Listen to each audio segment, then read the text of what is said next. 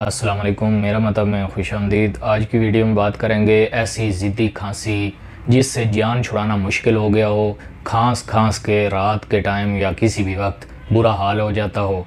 इलाज के बावजूद खांसी ऐसी ज़िद्दी और पेचीदा होती जा रही हो कि ख़त्म होने का नाम भी ना ले, और इंसान इतना आजिज़ आ चुका हो कि किसी दवाई को वो खांसी नहीं मानती, और खांसी का ऐसा तूफ़ान और दौरा हो जाता है जिसकी वजह से इंसान खांस खांस के बिल्कुल उसका मुंह लाल और सुर्ख हो जाता है, सांस की रगें और नालियाँ फूल जाती हैं, और इसकी परेशानी की वजह से दूसरे घर वाले भी डिस्टर्ब हो जाते हैं।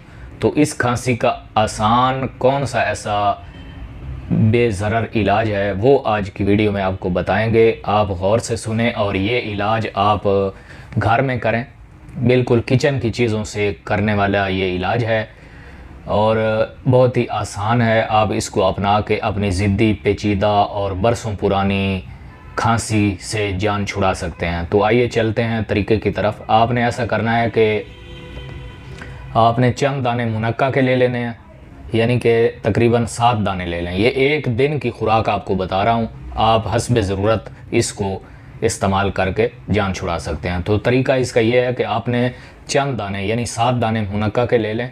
मुनक्का को खोल के अंदर से उसके छोटे छोटे बीज निकाल लें। मुनक्का के अंदर से जितने बीज निकलें, एक दाने से 2 या 3 बीज निकलते हैं, जितने दाने बीज के निकलें उतने दाने आपने उसमें काली मिर्च डाल लेनी है।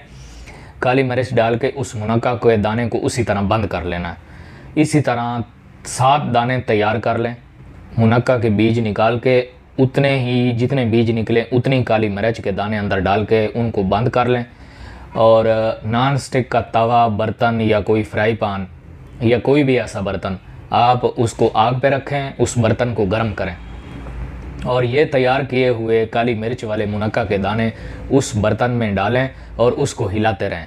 जब वो फुल गर्म हो जाएं, यानी ये जलने ना पाएँ, ये ध्यान रखना है।